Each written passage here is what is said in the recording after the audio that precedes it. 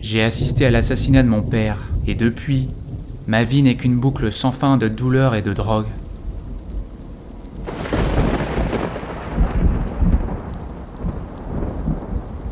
Lorsque vous vivez votre vie dans la peur, elle se transforme en une spirale infinie de douleur.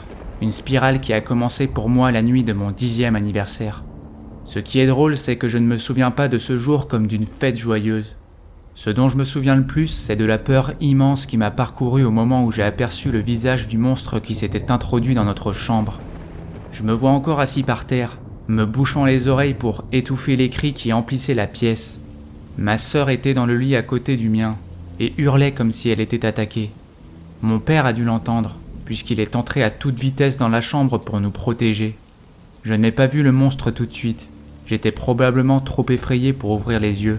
Mais quand je l'ai fait, il était là, debout, à me regarder, avec ses yeux noirs sans âme et son visage pâle, atrophié et sans expression.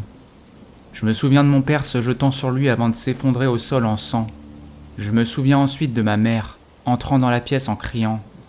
La dernière chose dont je me souviens est d'avoir constaté la disparition en un clin d'œil du fameux monstre.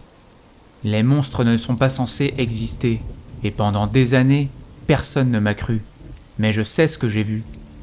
La police en a conclu que c'était sûrement un junkie qui essayait de nous cambrioler, mais ils n'ont jamais pu expliquer comment il était entré.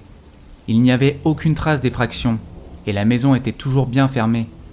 Après cette nuit-là, plus rien n'a été pareil pour moi et ma petite sœur. La présence de ma mère était purement physique.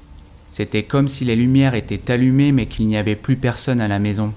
Je lui en ai profondément voulu. Nous avions besoin d'elle plus que quiconque à ce moment-là. Au lieu de cela, nous avons vécu avec le sentiment d'avoir perdu 2 parents.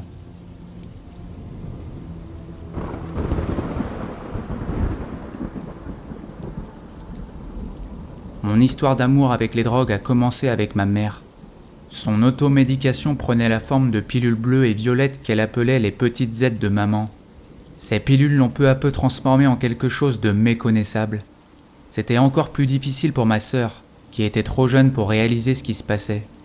Elle ne comprenait pas pourquoi la voix de sa maman changeait si drastiquement par rapport à d'habitude, pourquoi elle ne pouvait pas sortir du lit pour s'assurer que ses enfants avaient quelque chose à manger avant d'aller à l'école, et pourquoi elle s'assoupissait lors d'une réunion parents-professeurs. Un épisode qui nous a valu d'être pris en charge. Notre mère s'est finalement ressaisie suffisamment longtemps pour nous récupérer. Pendant un temps, nous avons donc pu côtoyer la personne que nous appelions maman, mais ce fut de courte durée. Les pilules n'ont pas tardé à reprendre le dessus.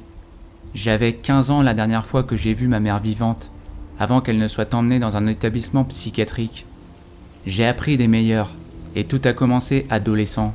Quand je prenais en cachette les pilules de ma mère qui était alors trop défoncée pour s'en apercevoir. Il ne m'a pas fallu longtemps pour que je passe à l'héroïne, qui fait partie de ma vie depuis maintenant 15 ans.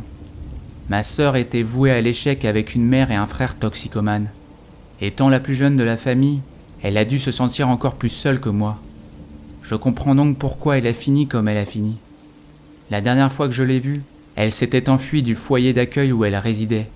Je lui avais donné de l'argent pour qu'elle puisse disparaître et changer d'horizon. Il s'est écoulé quelques années avant que je n'entende à nouveau parler d'elle. Elle m'a un soir téléphoné, hystérique, m'expliquant que c'était de sa faute si notre père avait été assassiné. Elle m'a ensuite supplié de venir la voir car elle avait peur de tout me révéler au téléphone. L'adresse qu'elle m'a donnée était un squat délabré et infesté de rats. J'ai dû passer par une fenêtre à l'arrière du bâtiment pour y entrer. Si l'enfer se trouvait quelque part, c'était bien ici. La misère et le désespoir suintaient des murs. Une odeur de vomi et de sueur rance imprégnait l'air, tandis que je cherchais ma sœur. J'ai continué à explorer l'endroit avant de tomber sur une porte fermée au bout d'un couloir. Lorsque je l'ai ouverte, j'ai tout de suite été assommé par l'odeur de la mort qui s'en échappait pour atteindre mes narines.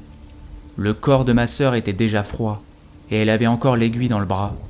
J'étais trop engourdi pour pleurer, mais à l'intérieur je criais. À côté d'elle se trouvait une note avec mon nom et la phrase suivante. « Ce n'était pas ta faute. »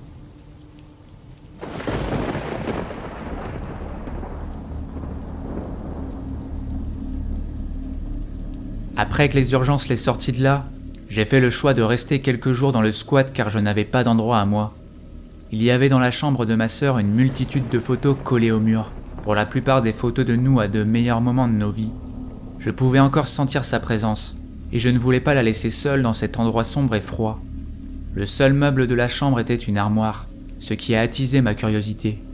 J'ai décidé d'y jeter un coup d'œil pour voir si ma sœur n'y planquait pas de la drogue, mais il était vide, enfin presque. Cette armoire était en réalité la porte d'entrée vers un long tunnel sombre dont on ne voyait pas l'issue. Je m'y suis donc introduit et ai commencé à marcher sans savoir où il me mènerait. Ce chemin semblait interminable, mais il fallait que je sache pourquoi ma sœur voulait à tout prix que je vienne. À 2 doigts de perdre espoir, une lumière est finalement apparue devant moi.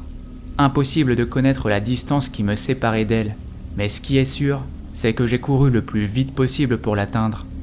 Une fois là-bas, je me suis retrouvé dans un placard différent de celui d'où je venais. Alors que j'en ouvrais doucement la porte, une odeur familière m'a frappé, une odeur qui me rappelait mon enfance. J'avais déjà été dans cette pièce. Je sentais les larmes me monter aux yeux à mesure que des souvenirs d'enfance me revenaient en mémoire. C'était mon ancienne chambre, celle que je partageais avec ma sœur il y a tant d'années. J'ai exploré discrètement le reste de la maison. Je suis descendu et ai trouvé le fauteuil préféré de mon père, dans le coin à côté duquel se trouvait le journal du matin qu'il lisait avant de partir au travail. Mes yeux se sont écarquillés et mon rythme cardiaque a grimpé en flèche quand j'ai remarqué la date inscrite sur le journal. C'était le jour de mon 10e anniversaire, et quelques heures avant que mon père ne soit assassiné. Pris de peur par cette réalisation, j'ai rebroussé chemin et suis retourné au squat.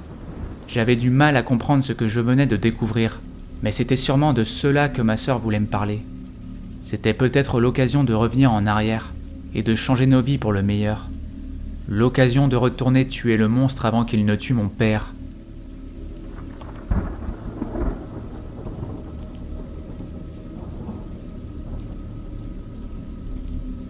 J'ai attendu le coucher du soleil avant de retourner dans le tunnel, armé d'un pistolet. Mon cœur tambourinait dans ma poitrine et de la sueur coulait par tous les pores de ma peau. Même avec de l'héroïne dans mon système, le mélange de peur et d'anticipation m'oppressait. J'ai continué jusqu'à ce que la lumière au bout du tunnel apparaisse. Je suis resté caché derrière les portes du placard pendant plusieurs minutes qui me semblaient des heures. J'attendais un signal pour sortir au bon moment et surprendre le monstre. Et il est finalement arrivé. Dès que j'ai entendu mon père crier, j'ai surgi de ma cachette. Je m'attendais alors à le voir aux prises avec un monstre. Mais le seul monstre auquel j'ai fait face était mon père. Il battait ma sœur sans relâche, tandis que mon moi enfant était assis par terre à se boucher les oreilles. Pendant un bref instant, j'ai croisé son regard et pouvais sentir la peur qui émanait de ses yeux, alors que ma sœur hurlait pour que son supplice prenne fin. J'ai crié à mon père d'arrêter, mais la seule chose qu'il a trouvé à faire fut de se jeter sur moi pour me désarmer. J'ai tiré sans réfléchir, et il s'est effondré. J'ai tout de suite fui la scène, et je pouvais encore entendre les cris de ma mère lorsque je reprenais le tunnel en sens inverse, les mêmes cris qui m'avaient marqué 20 ans plus tôt. Lorsque j'ai regagné le squat, j'avais l'esprit en ébullition, essayant de comprendre ce qui venait de se passer. C'est alors que j'ai réalisé ce que signifiait la note que m'avait laissée ma sœur avant de partir. Ce n'était pas ta faute.